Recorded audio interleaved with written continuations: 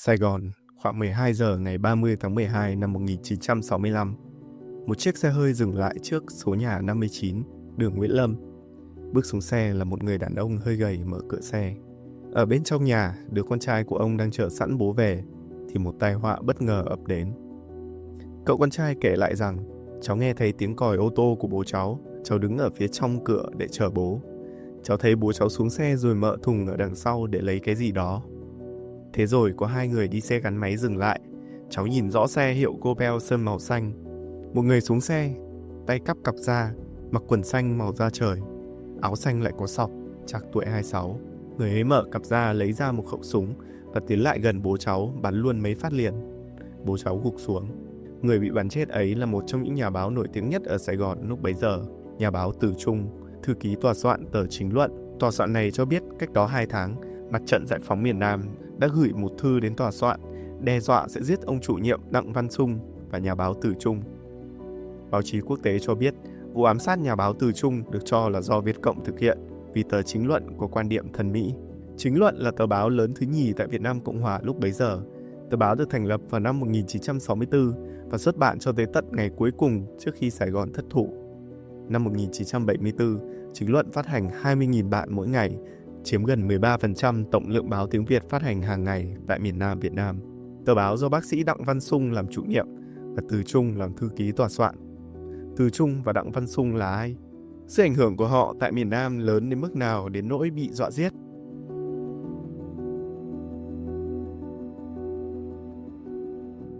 Một đất nước chỉ trưởng thành khi lịch sử được ghi nhớ một cách trung thực và trọn vẹn. Đó là lý do Luật Khoa thực hiện dự án 1975 nhằm tái hiện lại năm 1975 qua những bản tin hàng tuần theo báo chí miền Bắc, miền Nam và quốc tế, lời kể của nhân chứng từ cả hai phía của cuộc chiến. Trong tháng 4 này, dự án sẽ mang đến những video với góc nhìn chân thực và phân tích chuyên sâu về các vấn đề vẫn còn bỏ ngỏ với công chúng Việt Nam. Bạn có thể đồng hành cùng chúng tôi bằng cách viết bài về Việt Nam Cộng Hòa, đăng ký làm tình nguyện viên dựng video và tài trợ để dự án 1975 tiếp tục lan tỏa. Mời bạn tìm hiểu thêm tại 1975.luotkhoa.com. Theo ký giả Lê Thiệp, Từ Trung có bằng tiến sĩ kinh tế ở Thụy Sĩ trước khi làm thư ký tòa soạn cho tờ Chính Luận. Ông làm việc tại tờ Ngôn Luận. Sau khi Ngôn Luận bị đóng cửa, các ký giả ở đây tách làm hai nhóm. Theo lời kể, ông Từ Trung đã đăng lên mục Giao vặt rằng ông và một nhóm ký giả công nhân muốn tìm người bỏ vốn để xuất bản một nhật báo. Và ông Sung là người duy nhất đáp ứng. Ký giả Lê Thiệp đã mô tả Từ Trung như sau: dáng người mạnh khảnh, phải nói là hơi gầy. Ông Từ Trung là một nghệ sĩ, một nhà báo nhiều hơn là một chính khách. Một người lặn lội trong quan trường, ông ăn mặc giản dị, đôi khi trở thành lôi thôi, ăn nói rất mực thước, đi thẳng vào vấn đề nhưng không hoa mỹ, rườm rà. Ông không bao giờ nghĩ mình là khoa bảng, là tiến sĩ, và từ đó ông lê la với mọi người, xuống các quán tàu, ở đầu ngã 6 Võ Tánh, ăn hầm bà lằng, đủ thứ từ vịt lộn, bánh đúc cho đến cơm gà, cơm thịt nướng. Từ Trung điều động guồng máy làm việc của tờ Chính Luận. Lê Thiệp nhận xét về đồng nghiệp của mình: tôi không nghĩ ông Từ Trung có tài chỉ huy, nhưng ông luôn luôn đảm đang đương đầu và chịu trách nhiệm.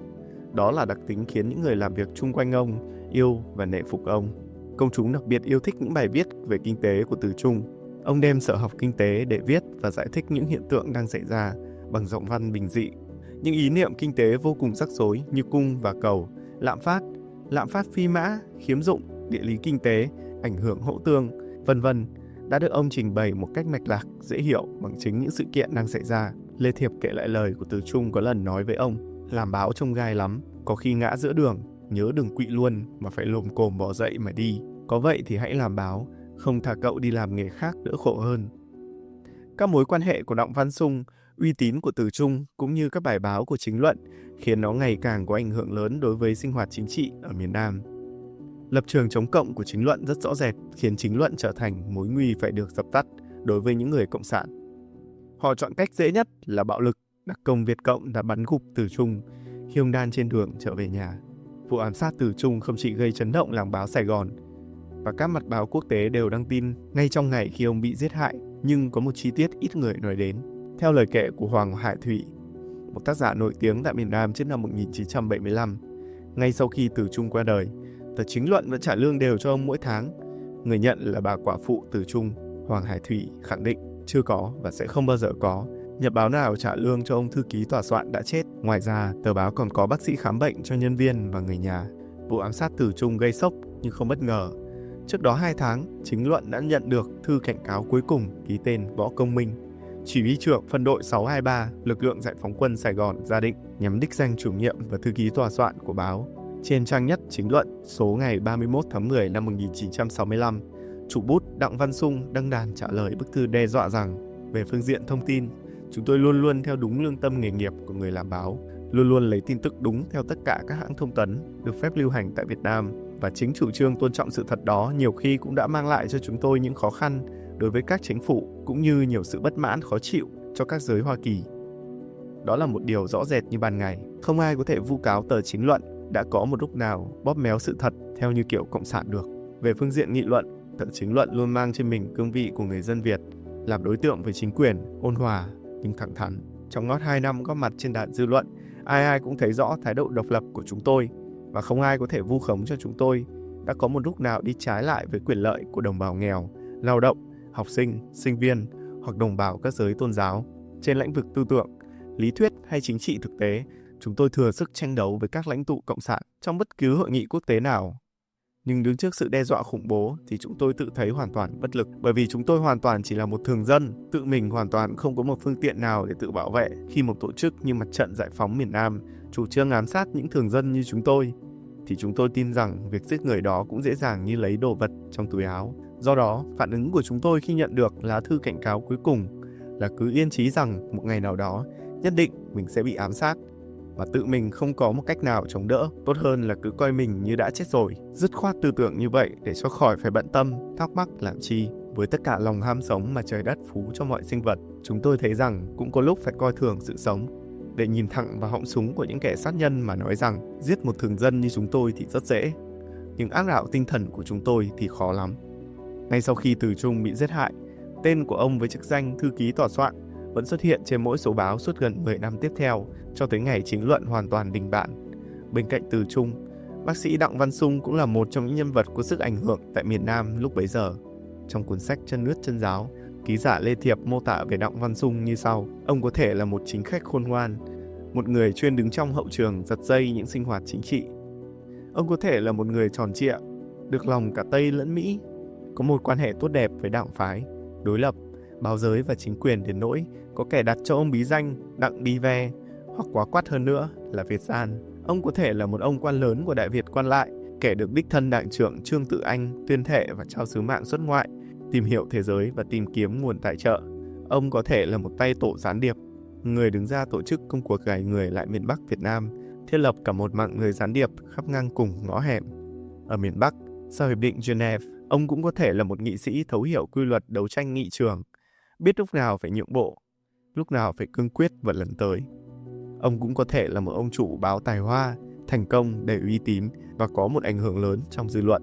Ông còn có thể nhìn dưới nhiều nhãn quan khác nữa, hoặc như chính ông vẫn tự nhận: tớ chỉ là một anh nông dân xứ Nghệ, và sau này quãng thời gian lưu vong ở Mỹ, tớ chỉ là một anh social worker, nhân viên xã hội, đi lo chuyện chồng đánh vợ, con bỏ nhà đi. Ông cũng cười bảo: tớ là bác sĩ không biết tiêm, không biết trích. Ông nội của Đặng Văn Sung là Đặng Văn Thụy, một nhà nho nổi tiếng, từng là đến chức tế tửu, tức là hiệu trưởng của trường Quốc Tự Giám, ngôi trường lớn nhất thời phong kiến.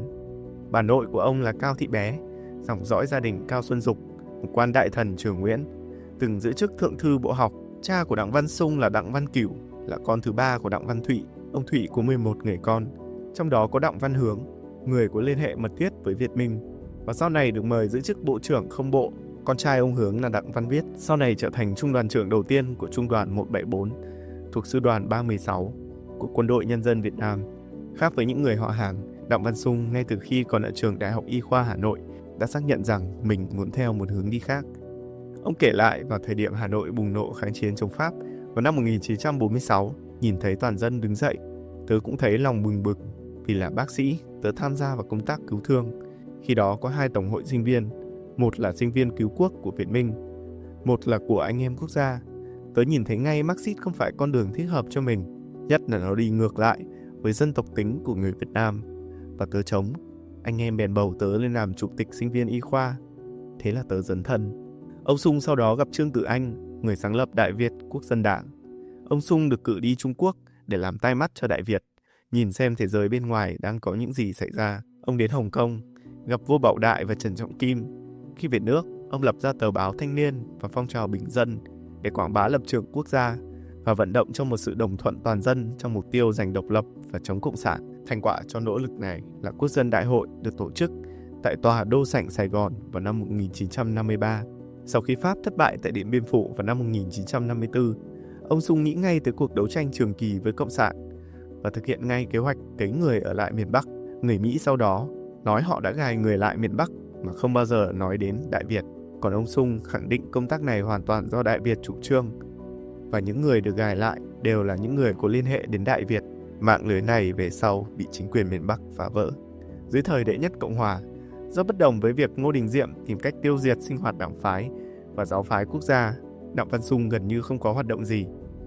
Sống như một thường dân ngoài phố, rất đạm bạc và lợi tức duy nhất là dịch sách. Nhưng cái mộng ước về một sự đồng thuận quốc dân lúc nào cũng ám ảnh ông. Đến thời Đệ nhị Cộng hòa, ông ra ứng cử và đắc cử vào Quốc hội lập hiến và sau đó là dân biểu Quốc hội, thượng nghị sĩ với liên danh Nông Công binh. Tác giả Lê Thiệp nhận định, ám ảnh đồng thuận quốc dân khiến Đặng Văn Sung không bao giờ đứng hẳn về phía đối lập, chống đối hoặc đánh phá chính quyền, và cũng không bao giờ thuộc phe thân chính quyền. Ông đứng ngoài, đứng giữa những tranh chấp cá biệt, nhỏ nhoi, phe phái để cố tạo một căn bản cho công cuộc chống cộng. Đây cũng là chủ trương hoạt động của tờ Chính Luận mà ông sáng lập sau này với sự cộng tác của Từ Trung và một số nhà báo khác. Đặng Văn Sung nhận xét về Chính Luận, tờ báo không đăng tin và chuyện nhảm nhí chiều theo thị hiếu quần chúng. Chính Luận cũng không ngả theo phong trào chống đối, về hùa với một số tổ chức hay cá nhân để đánh phá chính quyền chỉ bởi những mục đích riêng rẽ. Nhưng Chính Luận cũng không bao giờ bị xem như là một phát ngôn viên của chính quyền.